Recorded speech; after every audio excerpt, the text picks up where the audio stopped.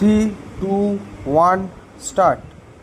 I am delighted that all of you have been able to join us here at this very important meeting. Stop. This meeting is important in many ways, but more so because the subject that you are going to discuss has great relevance for improving our cooperative credit delivery system, which in turn is vital for a qualitative jump in the performance of our agriculture. Stop. I would like a very frank and free discussion on how we can collectively give effect to the recommendations of the task force on cooperative credit systems. Stop. Let me first thank Professor Vaidya and his colleagues for their excellent work. Stop. They have produced a very useful and thought-provoking report, and it is now for the political leadership both at the central and state to rise to the occasion to give their ideas a practical shape. Stop para. In the last decade, the growth of our agricultural sector has not kept pace with either our needs or our legitimate ambitions. Stop.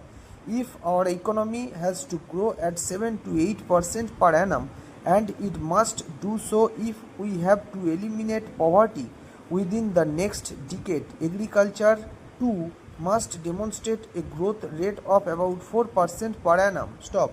For this to happen, there has to be a major improvement in our agricultural production practices. Stop. There has to be a greater commitment to innovation in the technologies that are brought to bear in farming, and an enhancement in the investments being made in the entire agricultural production chain. Stop. This requires, and that's inevitable, growing monetization and growing commercialization of the agricultural economy, perhaps at a pace never thought of before. Stop. As our agricultural system gets commercialized with increasing participation of farmers in markets, not only for agricultural products but also for agricultural inputs, farming starts taking on a new commercial and economic meaning. Stop.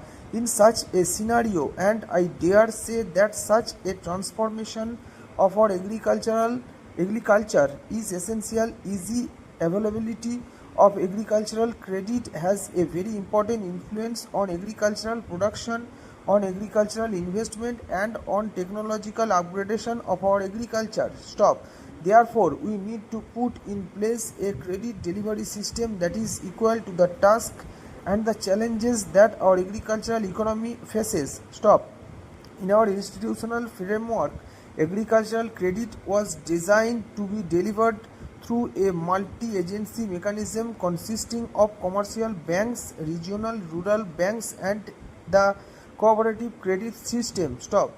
This multi-agency mechanism worked well over a period of time. Stop para. Cooperatives have played an important role in the delivery of credit to the farm sector and have oiled the wheels of the rural economy.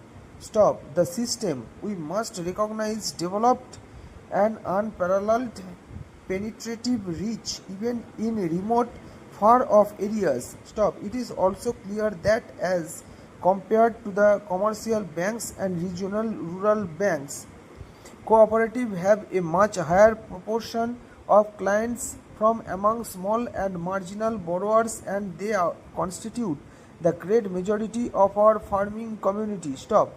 However, it is also a fact that flaws and institutional bottlenecks have come to be observed in the last decade or more. Stop. The cooperative credit system, which has a very important role, has failed to live up to our expectations to the desired extent. Stop. The contribution of cooperatives to the supply of farm credit has dropped sharply from about 70% to about 30%. Stop. This has contributed to rural distress in large sections of our farming community. Stop. In my own travels across the country in rural areas, the problem of declining institutional credit for agriculture has been a common and persistent complaint of farmers in distress. Stop. This is why the National Common Minimum program places significant emphasis not only on enhancing rural credit but also revitalizing the cooperative sector. Stop. We had set an ambitious target last year of doubling agricultural credit flow in 3 years and we are on target so far. Stop. However, much more needs to be done. Stop. We need to ensure that the proportion of investment credit increases even as agricultural credit rises. Stop. We need to ensure that the needs of small and marginal farmers who are even more dependent on informal sources of credit are met through the institutional credit system so that they can be rescued from the clutches of the traditional village money lender. Stop para.